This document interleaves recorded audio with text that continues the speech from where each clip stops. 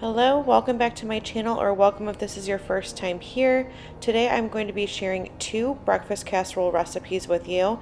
I will have a link in the description box below for a previous breakfast casserole video that I shared, but these are two new recipes that my husband and I both loved.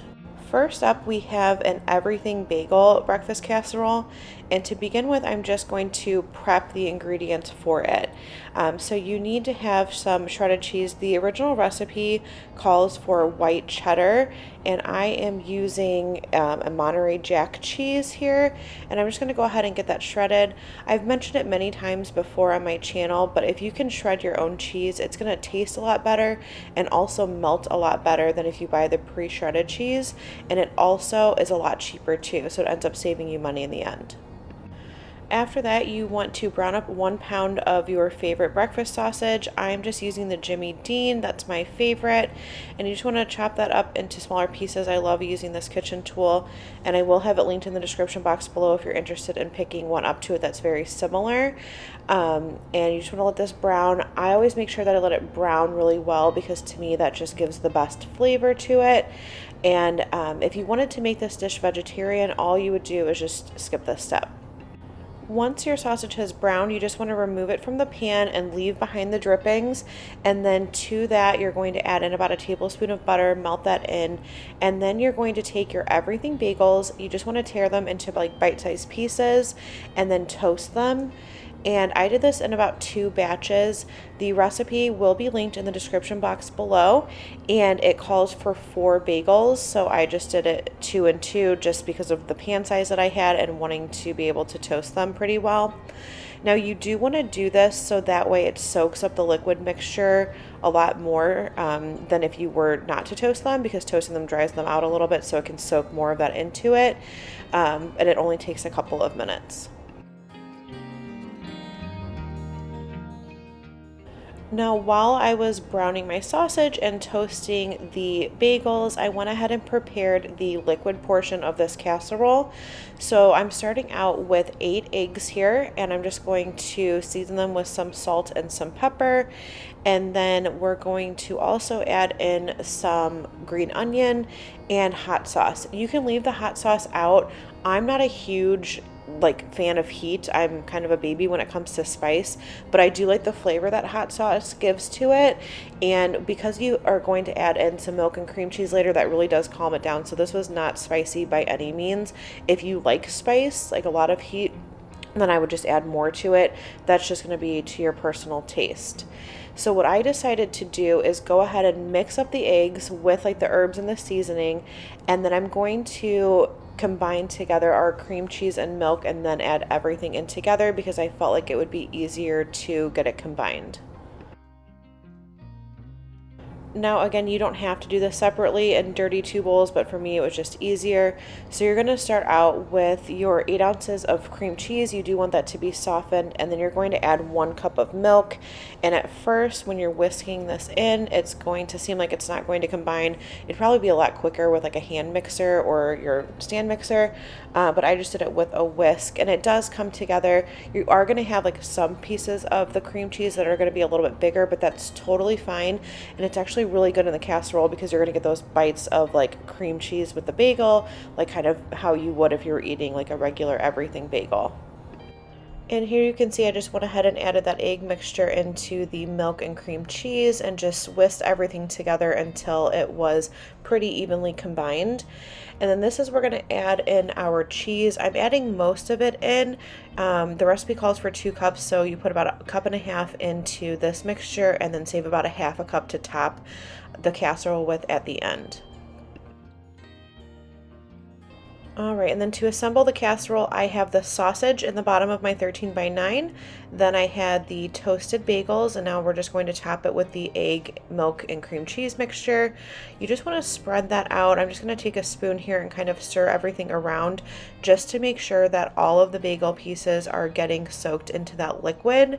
And then we're going to go ahead and top it with that other half a cup of shredded cheese.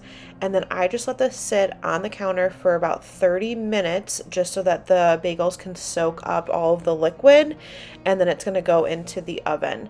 Now there are directions in the recipe where you can do this like overnight in the refrigerator, so if you want an overnight option, that's really handy to have. But since I was cooking this the same day, I love that it only had to sit for 30 minutes. And then this went into the oven at 375 degrees, and it baked for about, I would say, 40 minutes. So you just want to check to make sure that it is cooked through, and then you want to let it rest for about 10 minutes before you cut into it and serve. Another note, before serving, I did top it with some more green onions and a little sprinkle of everything bagel seasoning. The next recipe is for a buttermilk cinnamon coffee cake. And this just starts out with combining your dry ingredients. So you're going to have a couple of cups of flour, and then to that I'm going to add in some baking powder and baking soda, a little bit of salt, and then some cinnamon.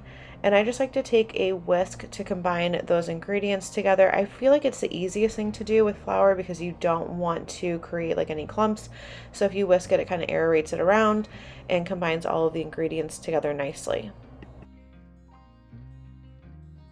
In a separate bowl, I have some softened butter, and I'm just starting here by creaming the butter by itself before adding any sugar in, just to get it going and fluffy.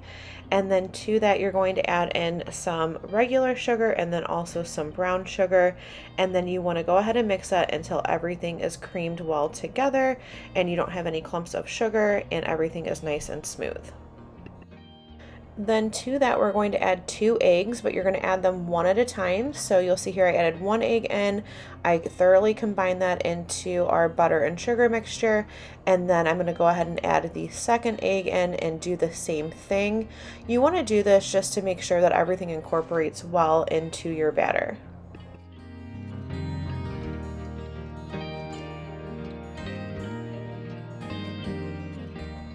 So in order to get in our dry and liquid ingredients, we're going to do this 3-2 process. So what you're going to do is start out with 1/3 of your dry mixture.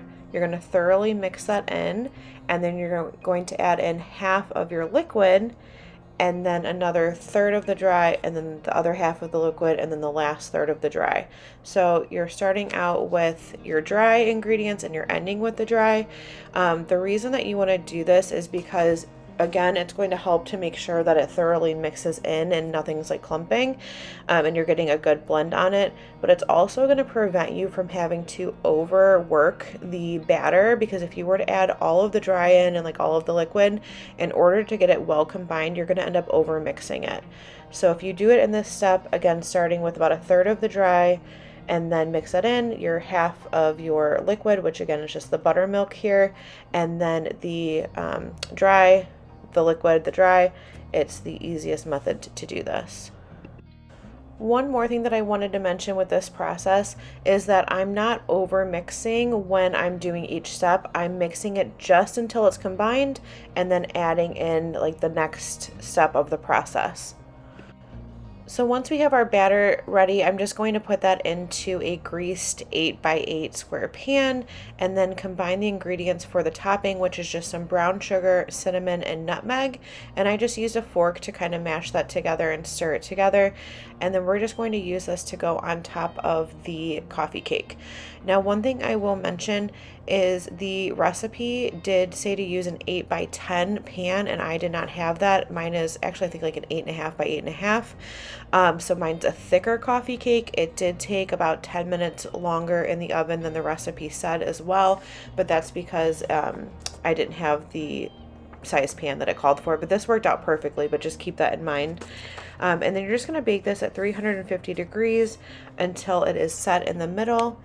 I really hope that you guys enjoyed seeing these recipes. Again, I will have them linked in the description box below, along with my original breakfast casserole recipes that shares some of my family's favorites. Thank you so much for joining me today. If you haven't done so already, I would love for you to subscribe and join my YouTube family, and I will see you guys in the next video.